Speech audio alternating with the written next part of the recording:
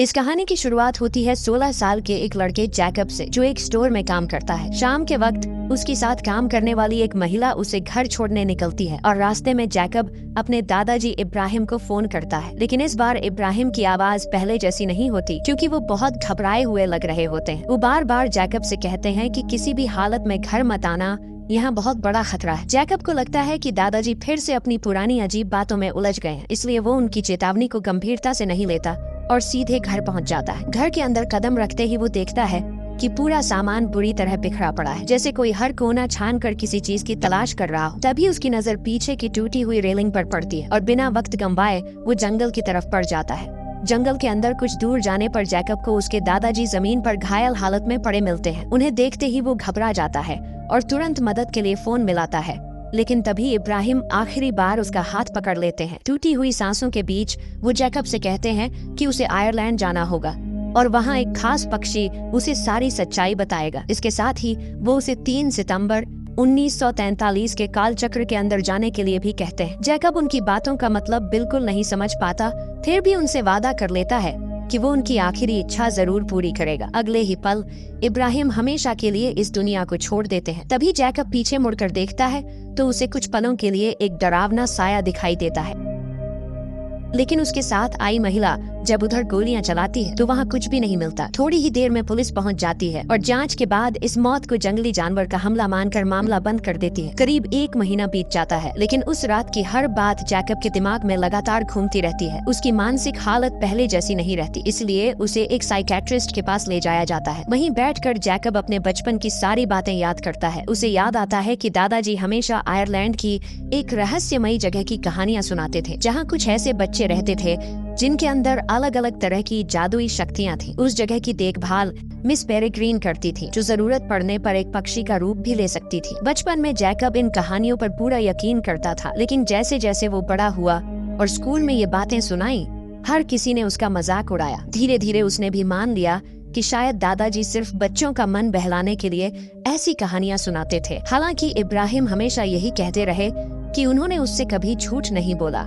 कुछ समय बाद जैकब अपने दादाजी का घर खाली करने पहुंचता है, जहां उसकी आंटी उसे उनका पुराना सामान सौंपती है। उन्हीं चीजों के बीच उसे एक पोस्ट कार्ड मिलता है, जिसे देखकर वो हैरान रह जाता है। ये पोस्ट कार्ड मिस पेरेग्रीन ने इब्राहिम के नाम भेजा था, जिसमें लिखा था कि वो और बाकी सभी बच्चे आज भी उनका इंतजार कर रहे हैं। इस एक खत को पढ़ते ही जैकब के मन में फिर से वही सवाल उठने लगते हैं जिन्हें वो इतने सालों से झूठ समझता आया था। वो ये पोस्ट कार्ड अपनी साइकेट्रिस्ट को दिखाता है और कहता है कि अगर वो खुद उस जगह पर जाकर सब कुछ देख ले तो शायद उसे भी सच्चाई का पता चल जाएगा। साइकेट्रिस्ट भी उसे वहां जाने की सलाह देती है, क्योंकि उसके मुताबिक तभी जैकब अपने भ्रम और हकीकत के बीच का फर्क समझ पाएगा। आखिरकार जैकब अपने पिता के साथ आयरलैंड जाने के लिए तैयार हो जाता है। उसके पिता पक्षियों पर किताब लिख रहे होते हैं, इसलिए ये सफर उनके काम के लिए भी फायदेमंद साबित हो सकता था। समुद्र पार करते वक्त जैकब की नजर आसमान में उड़ते एक पक्षी पर पड़ती है और उसे तुरंत दादाजी की वही पुरानी कहानी याद आ जाती है, जिसमें मिस पेरेग्रीन पक्षी का रूप धारण करती थी। कुछ देर बाद दोनों उस सुनसान द्वीप पर पहुंच जाते हैं और जैकब सीधे उस अनाथालय की तरफ निकल पड़ता है, जिसके बारे में उसने बचपन से अनगिनत कहानियां सुनी थी। लेकिन वहां पहुंचकर उसकी सारी उम्मीदें टूट जाती हैं, क्योंकि पूरी इमारत खंडहर में बदल चुकी होती है। उसे बताया जाता है कि दूसरे विश्व युद्ध के दौरान यहाँ बम गिरा था और उसके बाद से ये जगह हमेशा के लिए वीरान हो गई। जैकब भारी मन से वहाँ से लौट तो आता है, लेकिन उसके दिल में अब भी यही सवाल गूंज रहा होता है कि आखिर दादाजी उसे इसी जगह भेजना क्यों चाहते थे।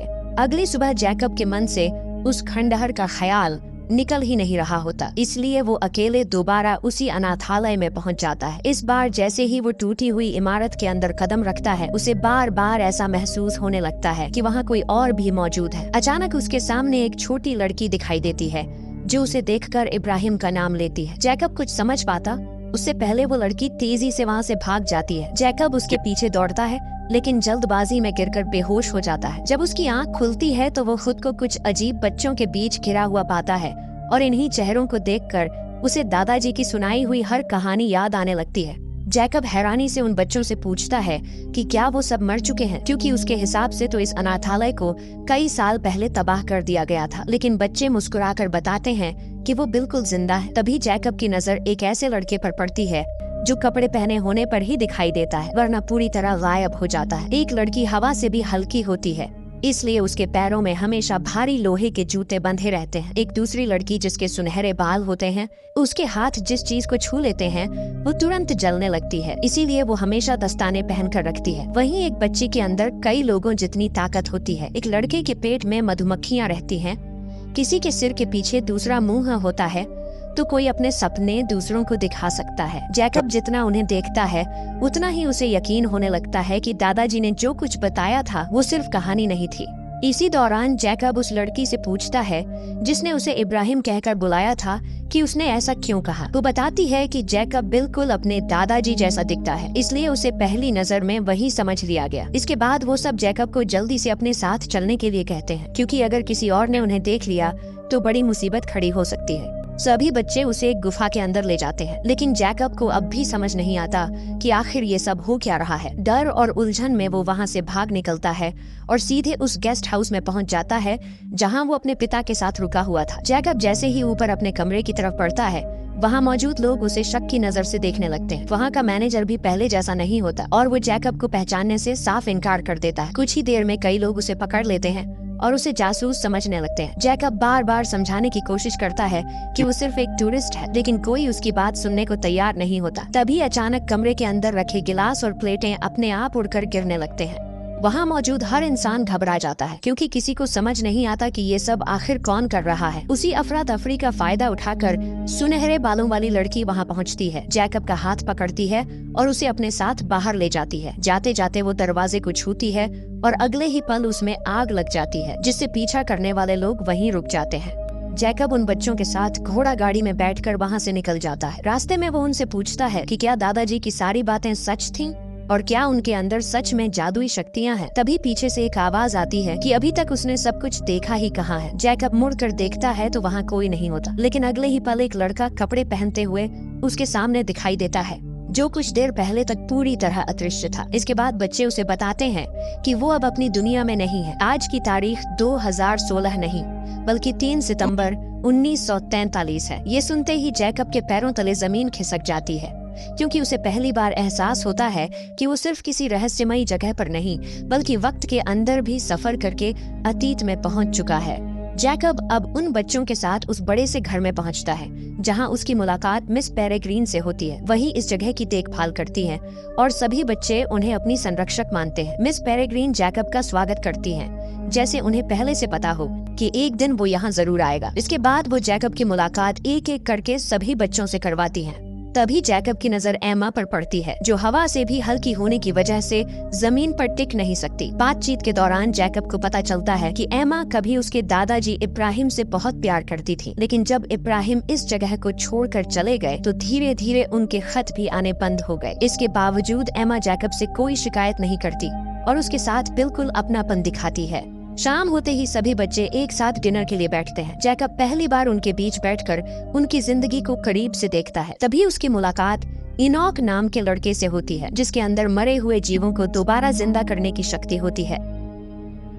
लेकिन इनॉक जैकब को बिल्कुल पसंद नहीं करता। उसकी नजर में इब्राहिम ने इस जगह को छोड़कर बहुत बड़ी गलती की थी, इसलिए वो नहीं चाहता कि अब उनका पोता भी यहाँ का हिस्सा बने। पूरे खाने के दौरान इनॉक का रवैया जैकब के लिए ठंडा ही रहता है, जबकि बाकी बच्चे धीरे धीरे उसके साथ खुलने लगते हैं। डिनर खत्म होने के बाद जैकब वापस अपनी दुनिया में लौटने की तैयारी करता है। तभी बच्चे उसे कहते हैं कि जाने से पहले उसे एक ऐसी चीज जरूर देखनी चाहिए जो इस पूरी जगह का सबसे बड़ा राज है। सभी बच्चे घर के बाहर इकट्ठा हो जाते हैं और अपने अपने चेहरे पर मास्क पहन लेते हैं। कुछ ही पल बाद आसमान में युद्ध के जहाज दिखाई देने लगते हैं, जो तेजी से उनकी तरफ बढ़ रहे होते हैं। जैकब कुछ समझ पाता उससे पहले एक जहाज उनके घर के ठीक ऊपर बम गिरा देता है, लेकिन जैसे ही बम घर से टकराने वाला होता है, मिस पेरेग्रीन अपनी खास घड़ी निकालती है और उसकी शक्ति का इस्तेमाल करती है। अगले ही पल समय पीछे लौट जाता है और पूरा दिन फिर से उसी सुबह से शुरू हो जाता है, जैसे कुछ हुआ ही नहीं था। अब मिस पेरेग्रीन जैकब को इस जगह का सबसे बड़ा रहस्य बताती हैं। वो समझाती हैं कि ये जगह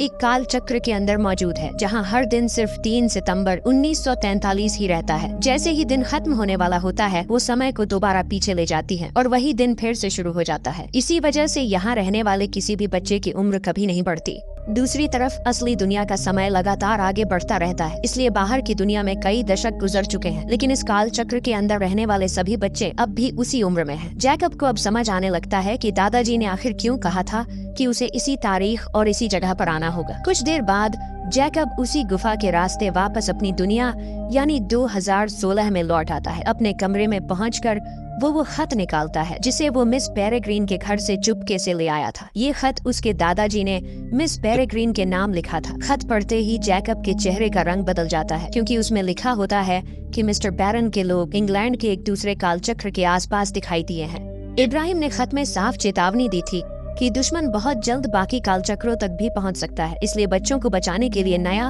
और सुरक्षित कालचक्र बनाना जरूरी है। यही खत जैकब को पहली बार यह एहसास कराता है कि उसके दादाजी जिस खतरे की बात करते थे वो अब पहले से कहीं ज्यादा करीब आ चुका है। अगले दिन जैकब वही खत लेकर दोबारा कालचक्र के अंदर पहुंच जाता है और सीधे मिस पेरेग्रीन से मिलने जाता है। वो उन्हें बताता है कि उसके दादाजी की मौत किसी जंगली जानवर की वजह से नहीं हुई, बल्कि किसी ने उनका पीछा किया था। जैकब ये भी कहता है कि अगर इब्राहिम का उन खतरनाक लोगों से कोई रिश्ता था तो उसे पूरी सच्चाई जाननी होगी।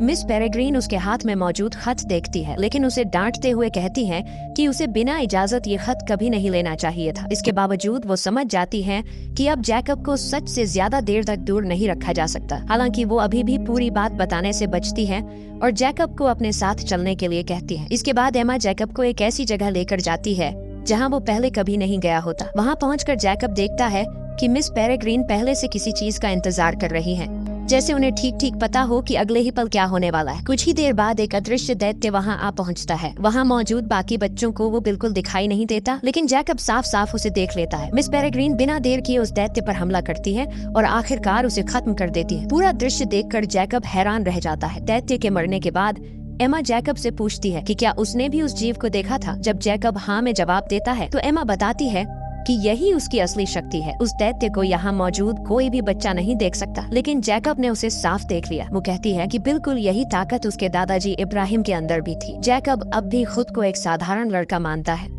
लेकिन एमा उसे समझाती है कि अगर वो आम इंसान होता तो कभी इस कालचक्र के अंदर प्रवेश ही नहीं कर पाता। तभी मिस पेरेग्रीन भी वहाँ आ जाती हैं और बताती हैं कि उन्हें जैकब के जन्म से ही उसकी शक्ति के बारे में पता था। इब्राहिम चाहते थे कि उनका पोता पहले सामान्य जिंदगी जिए, इसलिए उन्होंने उसके 18वें जन्मदिन से पहले ये राज कभी नहीं बताया।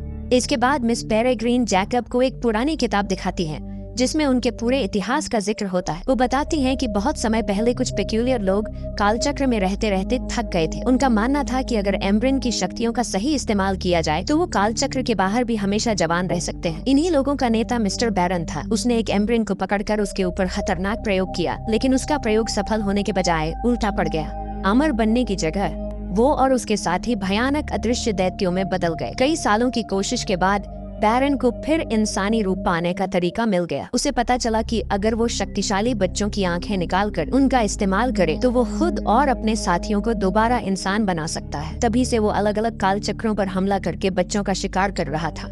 इतने में वहाँ एक दूसरी एम्ब्रिन पहुँचती है जो बुरी तरह डरी हुई होती है। वो बताती है कि बैरन ने उसके काल चक्र का पता लगा लिया था और उसके लगभग सभी बच्चों को मार डाला। किसी तरह अपनी जान बचाकर वो यहाँ तक पहुँच पाई है। वो सबको चेतावनी देती है कि अब कोई भी काल चक्र सुरक्षित नहीं रहा। बैरन पहले से ज्यादा ताकतवर हो चुका है और इस बार उसका निशाना सिर्फ बच्चे नहीं बल्कि एम्ब्रिन भी है। ये बात सुनते ही मिस पेरेग्रीन समझ जाती है कि अब यहाँ रुकना खतरे से खाली नहीं है। वो फैसला करती है कि सभी बच्चों को लेकर जल्द से जल्द नया और सुरक्षित कालचक्र ढूंढना होगा, क्योंकि दुश्मन अब उनके दरवाजे तक पहुँचने ही वाला है। मिस पेरेग्रीन सभी बच्चों को जल्दी से सफर की तैयारी करने के लिए कह देती है। दूसरी एम्ब्रिन की बातों से साफ हो चुका था कि बैरन एक एक करके हर काल चक्र तक पहुंच रहा है, लेकिन जैकब इस लड़ाई का हिस्सा नहीं बनना चाहता। उसे लगता है कि ये दुनिया उसकी नहीं है, इसीलिए वो किसी से कुछ कहे बिना वापस अपनी दुनिया यानी 2016 में लौट आता है। वहाँ पहुंचकर भी उसका मन बिल्कुल शांत नहीं होता, क्योंकि काल चक्र में देखी हर चीज लगातार उसके दिमाग में घूम रही होती है। तभी रास्ते में उसकी नजर एक ऐसी लाश पर पड़ती है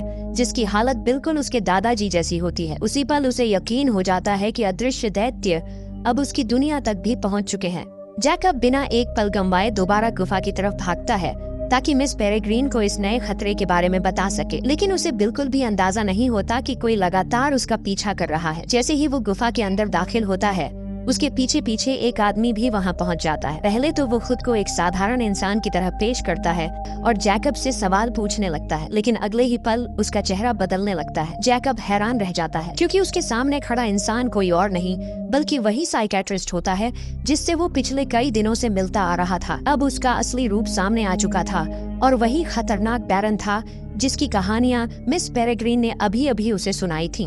बैरन जैकब को बंदी बनाकर सीधे मिस पेरेग्रीन के घर पहुंच जाता है। वहां पहुंचते ही वो साफ कह देता है कि अगर मिस पेरेग्रीन ने खुद को उसके हवाले नहीं किया तो जैकब जिंदा नहीं बचेगा। मिस पेरेग्रीन अच्छी तरह जानती थी कि जैकब की शक्ति उनके लिए कितनी अहम है, क्योंकि अदृश्य दैत्यों को देखने वाला अब वही अकेला इंसान बचा था। बच्चों की जान बचाने के लिए वो अपनी मर्जी से पक्षी का रूप धारण करती है और बैरन खुद उन्हें एक पिंजरे में कैद कर लेता है। जाने से पहले मिस पेरेग्रीन जैकब की तरफ देखती है और उसे सिर्फ एक जिम्मेदारी सौंपती है। वो कहती हैं कि अब बाकी सभी बच्चों की सुरक्षा उसी के हाथ में है। इसके बाद बैरन उन्हें अपने साथ लेकर वहाँ से निकल जाता है।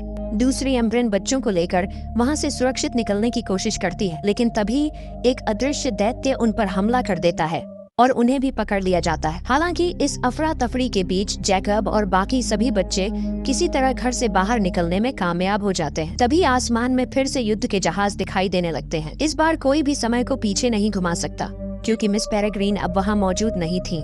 कुछ ही सेकंड बाद बम सीधे घर पर गिरता है और पूरा अनाथालय जोरदार धमाके के साथ तबाह हो जाता है। लेकिन बच्चे पहले ही बाहर निकल चुके होते हैं, इसीलिए उनकी जान बच जाती है। उसी धमाके में वहाँ मौजूद अदृश्य दैत्य भी खत्म हो जाता है और अब उनके पास पीछे लौटने के लिए कोई घर नहीं बचता। घर के पूरी तरह बर्बाद होने के बाद जैकब सभी बच्चों को इकट्ठा करता है। अब सबका सिर्फ एक ही मकसद होता है, किसी भी कीमत पर मिस पेरेग्रीन को बैरन के कब्जे से छुड़ाना। बच्चों को अंदाजा होता है कि बैरन उन्हें कहाँ लेकर गया होगा, इसलिए वो समुद्र के किनारे पहुँच जाते हैं। वहाँ एमा अपनी शक्ति का इस्तेमाल करके समुद्र की गहराई में डूबे एक पुराने जहाज को ऊपर ले आती है। जहाज के अंदर कई पुराने कंकाल भी पड़े होते हैं, लेकिन इस वक्त किसी का ध्यान उन पर नहीं होता। सभी बच्चे उसी जहाज पर सवार होकर बैरन के ठिकाने की तरफ निकल पड़ते हैं। समुद्र का सफर तय करने के बाद जैकब और बाकी सभी बच्चे उस जगह के करीब पहुंच जाते हैं जहां बैरन ने अपना ठिकाना बनाया होता है। रास्ते में एमा अपनी शक्ति से पूरे जहाज को संतुलित रखती है, जबकि बाकी बच्चे चुपचाप आगे की तैयारी करते रहते हैं। अब किसी के चेहरे पर डर नहीं, बल्कि मिस पेरेग्रीन को वापस लाने का इरादा साफ दिखाई देता है। कुछ देर बाद उन्हें दूर वही इमारत नजर आने लगती है जहां बैरन अपने अगले प्रयोग की तैयारी कर रहा होता है। सभी बच्चे बिना शोर किए किनारे उतरते हैं और अलग अलग रास्तों से अंदर घुसने का फैसला करते हैं ताकि दुश्मन को उनके आने की भनक न लगे। सबसे पहले एमा अंदर पहुंचती है और सीधे बैरन के सामने खड़ी हो जाती है। वो उसे साफ चेतावनी देती है कि अगर उसने मिस पेरेग्रीन और बाकी एम्ब्रेंस को तुरंत आजाद नहीं किया तो उसका अंजाम अच्छा नहीं होगा। साथ ही वो ये भी बता देती है कि उनका एक अदृश्य दैत्य पहले ही मारा जा चुका है। एमा की बात सुनकर बैरन गुस्से से भर जाता है। उसे यकीन ही नहीं होता कि कुछ बच्चे उसके सबसे ताकतवर हथियार को खत्म कर सकते हैं। अगले ही पल वो अपने बाकी साथियों और अदृश्य दैत्यों को उन बच्चों के पीछे भेज देता है ताकि कोई भी वहाँ से जिंदा वापस न जा सके। इधर जैकब अपनी शक्ति की मदद से हर उस अदृश्य दैत्य की जगह पहचान लेता है जिन्हें बाकी बच्चे नहीं देख सकते। वो लगातार अपने साथियों को उनकी दिशा बताता रहता है जिससे सबको हमला करने का मौका मिल जाता है। तभी इनॉक अपनी सबसे खास शक्ति का इस्तेमाल करता है। वो डूबे हुए जहाज के अंदर पड़े सभी कंकालों को दोबारा जिंदा कर देता है। अगले ही पल पूरा जहाज चलते फिरते कंकालों से भर जाता है और वो सीधे अदृश्य दैत्यों पर टूट पड़ते हैं। बच्चों की चाल कामयाब हो जाती है क्योंकि लड़ाई के दौरान दैत्यों पर ऐसा पदार्थ लग जाता है कि अब वो सभी को साफ दिखाई देने लगते हैं। इसके बाद कंकाल और बच्चे मिलकर एक एक करके उन दैत्यों का अंत करना शुरू कर देते हैं। बाहर भयानक लड़ाई चल रही होती है, जबकि उसी दौरान जैकब और कुछ बच्चे अंदर की तरफ बढ़ते रहते हैं। उनका असली मकसद मिस पेरेग्रीन और बाकी एम्ब्रेंस तक पहुंचना होता है। रास्ते में बैरन के कई साथी उन्हें रोकने की कोशिश करते हैं, लेकिन हर बच्चा अपनी अपनी शक्ति का इस्तेमाल करके उनका सामना करता है। कोई अपनी ताकत से दुश्मनों को दूर फेंक देता है, कोई आग से रास्ता साफ करता है तो कोई हवा की मदद से अपने साथियों को बचाता है। कुछ ही देर में बैरन के कई आदमी हार मानने पर मजबूर हो जाते हैं और बच्चों का रास्ता खुल जाता है।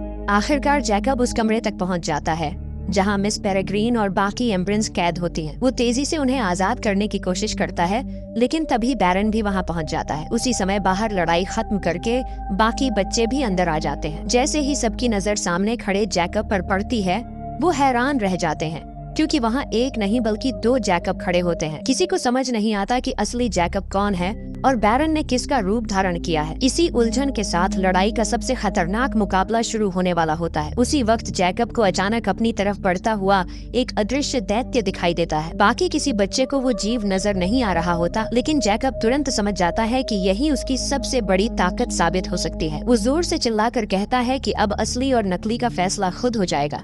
बैरन उसके इशारे का मतलब समझ ही नहीं पाता, क्योंकि उसे उस दैत्य का कोई एहसास नहीं होता। अगले ही पल अदृश्य दैत्य सीधे बैरन की तरफ झपटता है। चूंकि उसने जैकब का रूप धारण किया हुआ होता है, इसलिए दैत्य उसे ही असली जैकब समझ लेता है और उसी पर हमला कर देता है। भयानक हमला होते ही बैरन अपना भेष संभाल नहीं पाता और उसका असली चेहरा सबके सामने आ जाता है। दैत्य उसकी आंखें निकाल लेता है और बैरन वहीं बुरी तरह घायल होकर गिर पड़ता है। अब सभी बच्चों को साफ दिखाई दे जाता है कि असली जैकब कौन था। इसी बीच जैकब बिना देर किए उस दैत्य पर टूट पड़ता है। इस बार उसे अकेले लड़ने की जरूरत नहीं पड़ती, क्योंकि उसके बाकी साथी भी तुरंत उसकी मदद के लिए पहुंच जाते हैं। मिलकर वो उस आखिरी अदृश्य दैत्य का भी हमेशा के लिए अंत कर देते हैं। बैरन की मौत के साथ ही उसका पूरा खेल खत्म हो जाता है और उसके बचे हुए साथी भी एक एक करके हार जाते हैं। लड़ाई खत्म होने के बाद जैकब सबसे पहले मिस पेरेग्रीन और बाकी एम्ब्रेंस की तरफ बढ़ता है। अब वो पूरी तरह सुरक्षित होती है और बच्चों को देखकर राहत की सांस लेती है। सभी बच्चे एक दूसरे को देखकर खुश होते हैं, क्योंकि इतने बड़े खतरे के बाद भी उनमें से कोई पीछे नहीं हटता। लेकिन ये खुशी ज्यादा देर नहीं टिकती, क्योंकि मिस पेरेग्रीन तुरंत सबको याद दिलाती है कि वो अभी भी अपने असली समय से बहुत दूर है। अगर बच्चे ज्यादा देर तक इसी वक्त में रुके रहे तो काल चक्र के बाहर उनकी उम्र तेजी से बढ़ने लगेगी और उनकी जान भी खतरे में पड़ सकती है। मिस पेरेग्रीन फैसला करती हैं कि अब सभी बच्चों को तुरंत वापस अपने समय में लौटना होगा। एमा जैकब के पास आती है और उसे बताती है कि उनका सफर अब यहीं से अलग होने वाला है। वो चाहती है कि जैकब अपने समय में रहे, क्योंकि वहीं उसकी जरूरत है। जैकब ये सुनकर खामोश हो जाता है, लेकिन वो समझ चुका होता है कि हर किसी की अपनी जगह होती है।